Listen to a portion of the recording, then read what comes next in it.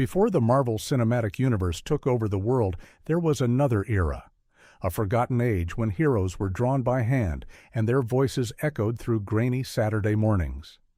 But some of these animated legends vanished without a trace, erased by time controversy or sheer neglect. What happened to the lost Marvel cartoons of the 1970s? The stories behind them are stranger than fiction. The Marvel Superheroes, 1970. It began as an ambitious project that tried to unite Marvel's mightiest icons on television. The Marvel Superheroes series of 1970 was both bold and bizarre. Instead of traditional animation, it used still comic panels with limited movement sound effects and narration. Captain America, Iron Man, Thor, Hulk, and Submariner each got their own segments stitched together into one surreal package. The show was meant to make kids feel they were watching living comic books, but critics saw it differently. They called it lazy cheap and almost unwatchable. Parents complained the jerky visuals made children dizzy, while networks quietly shifted it to odd time slots. Yet for kids growing up then, it was magical. It gave them a world before the blockbuster era, when imagination filled in the blanks. Behind the scenes, the production faced chaos.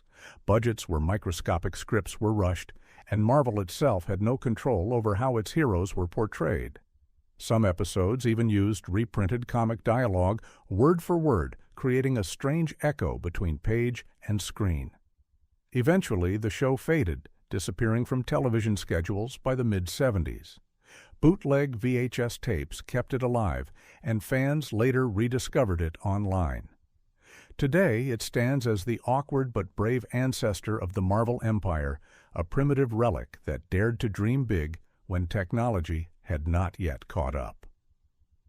Spider-Man, 1977. Spider-Man's 70s cartoon is remembered mostly for its catchy theme song and swinging intro, but few recall how strange it became. Premiering in 1977, it followed Peter Parker balancing life as a shy student and as New York's masked vigilante. The animation was psychedelic with shifting colors and surreal backgrounds meant to mimic comic panels. At first, the series drew huge crowds. Spider-Man was Marvel's crown jewel, and every child wanted to see him leap across their screen. But controversy soon followed. Conservative parents groups protested its darker tone. Episodes dealing with fear, corruption, and paranoia were deemed too mature for children. One episode involving mind control was even pulled after complaints it was promoting hypnotic suggestion. Production chaos only made matters worse. Writers left mid-season and budget cuts forced animators to recycle scenes. In one bizarre move, entire fight sequences were reused from earlier episodes, sometimes mismatched with new villains. Fans began to notice, and ratings dropped fast. When the NIA network finally canceled it, the studio barely mentioned the decision. For years, episodes vanished from reruns, leading many to believe some reels had been intentionally destroyed. Decades later, digital restoration brought them back, revealing a show ahead of its time. Beneath its flaws, the series captured the loneliness and anxiety that defined Peter Parker long before Hollywood made him a blockbuster icon. The Fantastic Four, 1978. The Fantastic Four cartoon of 1978 should have been Marvel's crown jewel. The Cosmic Family had already conquered comics, but their animated revival was cursed from the start. Network executives decided to replace the Human Torch, not because of budget, but because they feared children might set themselves on fire, imitating him. He was swapped out for a friendly robot named Herbie. Fans were furious. Without Johnny Storm's fiery spirit, the team felt incomplete. Scripts became watered down, focusing on humor rather than adventure. The villains, from Doctor Doom to Galactus, were softened into caricatures, and the cosmic wonder of Jack Kirby's imagination was lost in translation. Critics called it Marvel's safest cartoon ever made, yet also its dullest. Behind the scenes, animators struggled under tight schedules and censorship. Entire story arcs were scrapped because they hinted at war or political intrigue. One episode that explored a post-apocalyptic Earth was banned for being too bleak. By 1979, the show quietly ended its run, buried under negative reviews. But years later, collectors rediscovered its lost charm. Beneath the censorship and studio fear, it revealed something haunting, a glimpse at what Marvel could have been if creativity had been allowed to burn freely. The Fantastic Four cartoon remains a ghost from a time when heroism itself was considered too dangerous for children. The New Adventures of Captain America, 1976. In the patriotic haze of the 1970s, The New Adventures of Captain America was supposed to revive the star-spangled hero for a generation divided by politics. Premiering in 1976 to coincide with the bicentennial celebration, it promised heroism, hope, and unity. What it delivered was confusion, censorship, and chaos. The show's animation was crude, and the writing even stranger. Each episode opened with Captain America fighting faceless enemies in shadowy cities, echoing the country's unease after Vietnam and Watergate. Instead of bright optimism, it gave viewers paranoia and mistrust. Children were baffled, and parents complained it was too political. Behind the curtain, the series faced network interference. Scripts mentioning government corruption were rewritten overnight. Voice actors were swapped without notice, and animators were ordered to tone down Cap's shield violence. In one case, censors demanded an entire sequence be cut because Captain America questioned authority. That moment has since become legendary among comic historians. Critics tore it apart, calling it propaganda, wrapped in confusion. Ratings plummeted, and the show was pulled within a year. Yet decades later, its rediscovery on obscure VHS tapes gave it a cult following. Fans today see it as a time capsule of American anxiety, a reflection of a country unsure of its own heroes. The New Adventures of Captain America stands as a haunting reminder that even icons can become controversial when the world around them starts to lose faith. Spider-Woman, 1979. Spider-Woman's 1979 animated debut was a milestone, Marvel's first female-led superhero series. But what began as empowerment soon became entangled in controversy, superstition, and censorship. Jessica Drew's origin was complex and mysterious. Bitten by a radioactive spider, she fought evil as a reporter by day and superhero by night. The show mixed horror, science fiction, and spy intrigue, all wrapped in a surreal art style that set it apart from other cartoons of its time. However, networks panicked over its darker tone.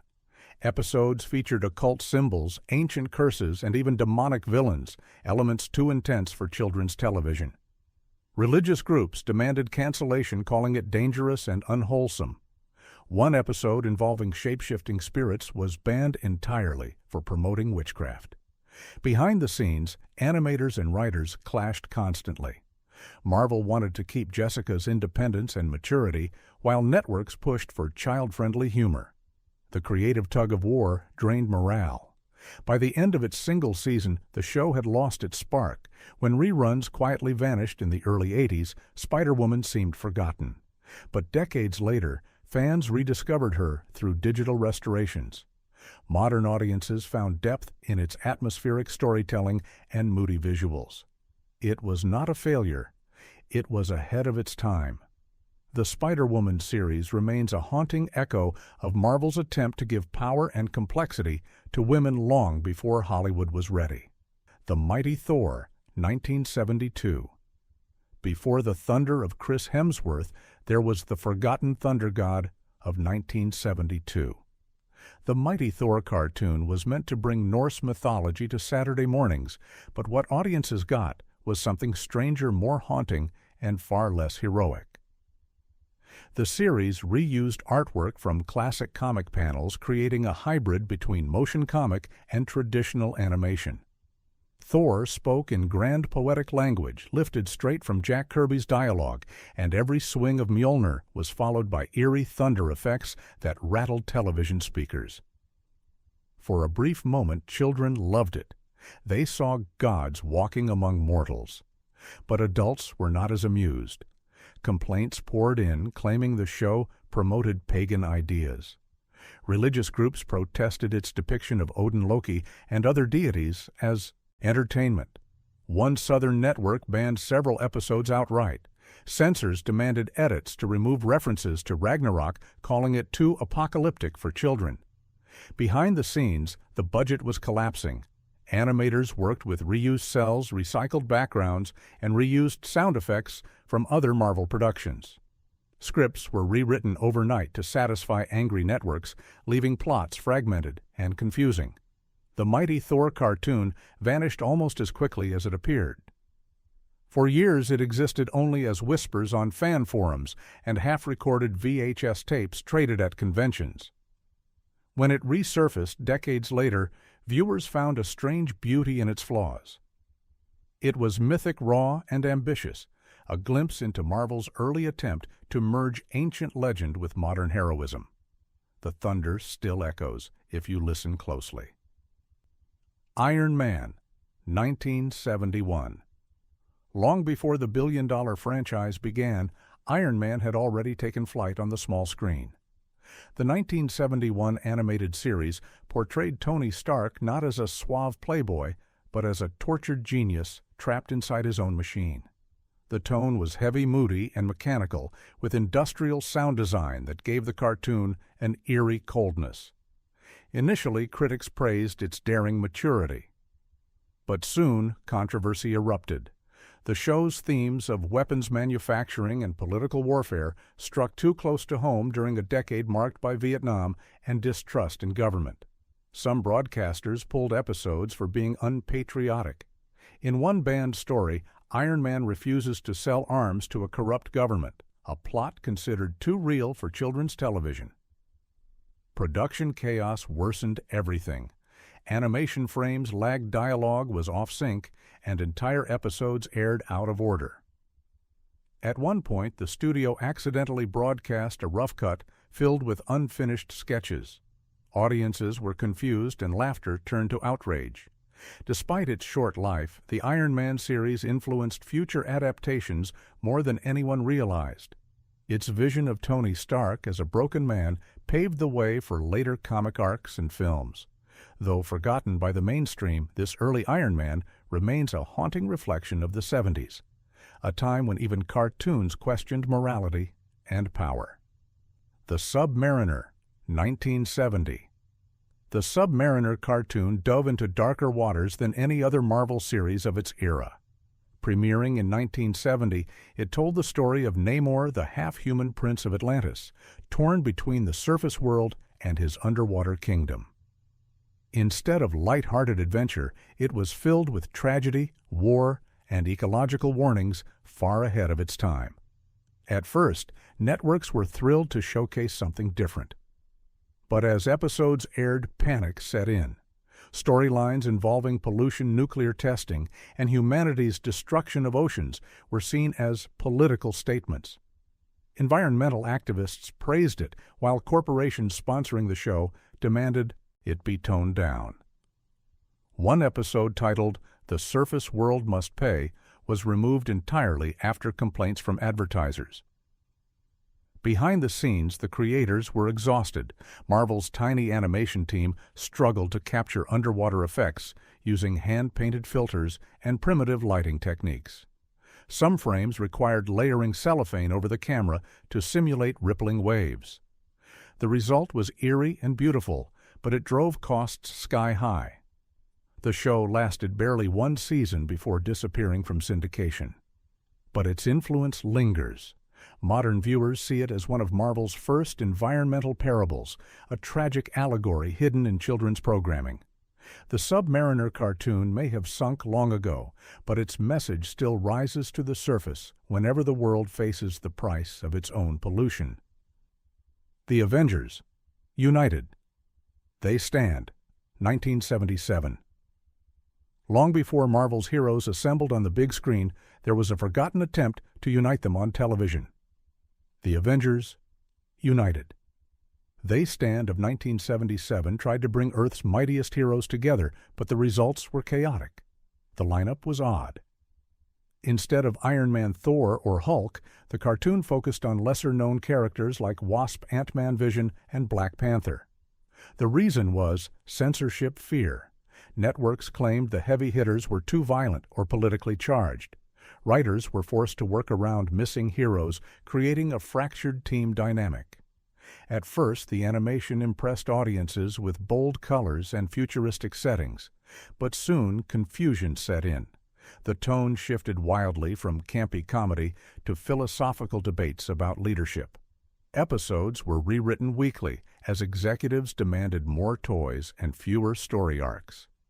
The final blow came when one episode titled The End of Tomorrow featured nuclear war themes. Sponsors pulled funding, calling it inappropriate for children. Production halted mid-season, and the remaining episodes were shelved. Decades later, rediscovered footage revealed a surprisingly thoughtful series exploring unity in an age of division.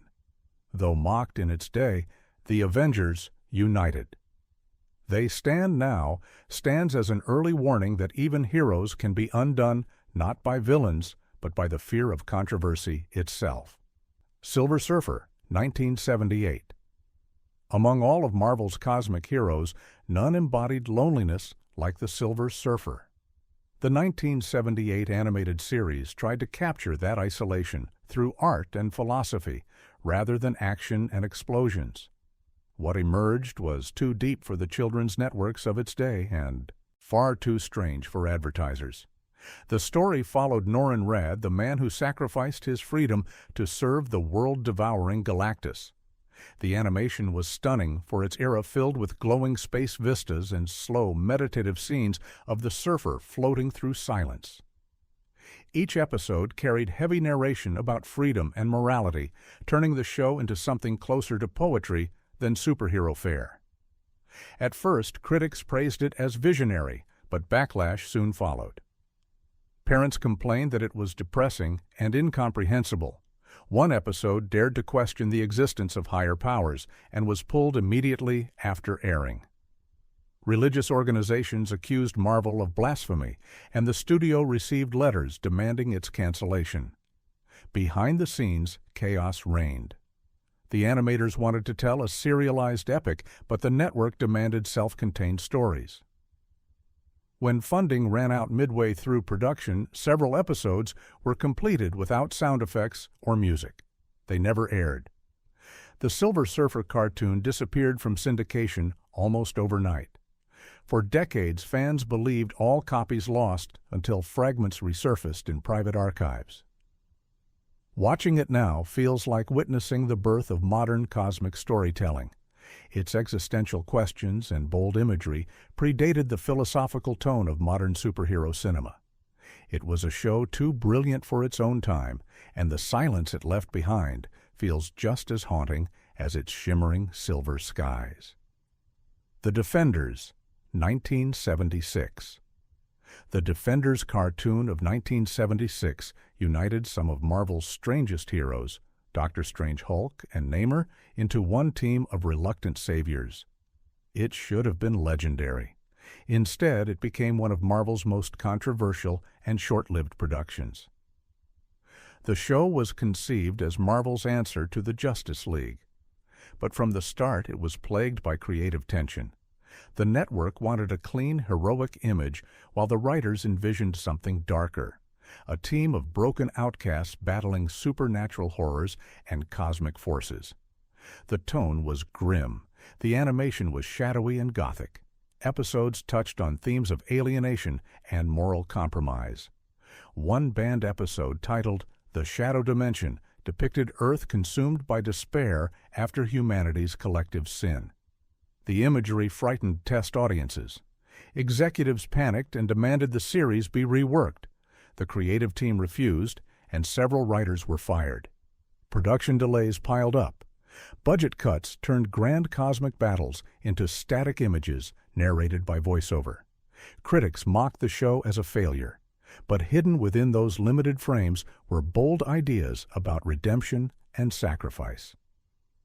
After its cancellation, The Defenders faded from memory. Yet many years later, comic historians recognized its ambition. It was Marvel's first true experiment in shared storytelling across heroes, a vision decades ahead of its time. The Defenders was not a chiste failure. It was a prophecy waiting for the world to catch up. The X-Men, 1978. Before the iconic 90s theme song, there was a forgotten X-Men cartoon in 1978. It aired, briefly tested poorly, and then vanished. But what little survives tells a story of ambition, censorship, and heartbreak.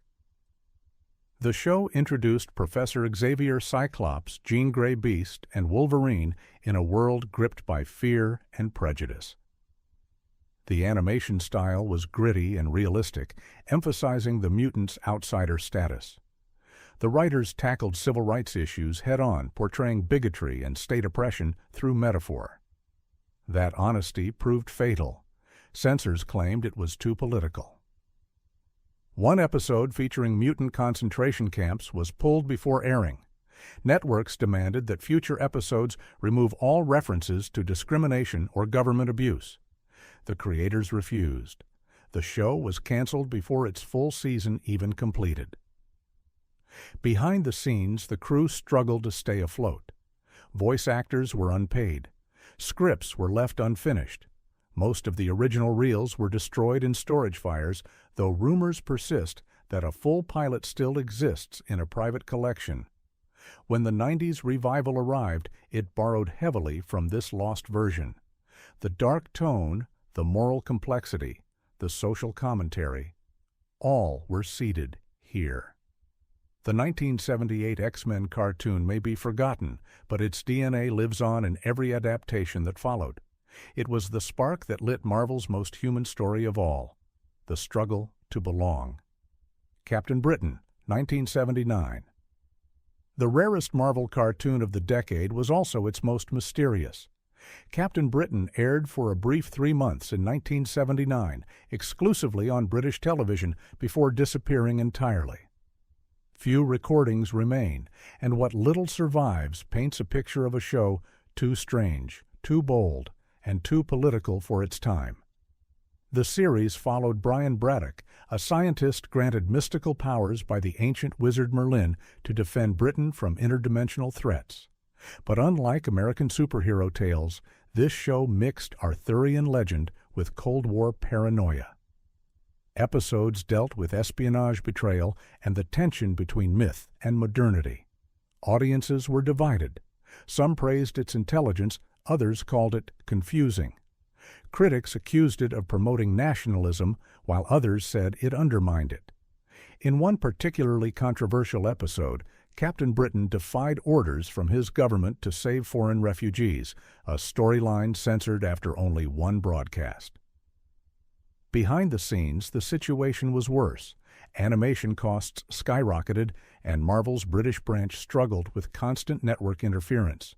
Rumors spread that several episodes were lost in a studio fire, though insiders claimed the BBC simply wiped the tapes to reuse them.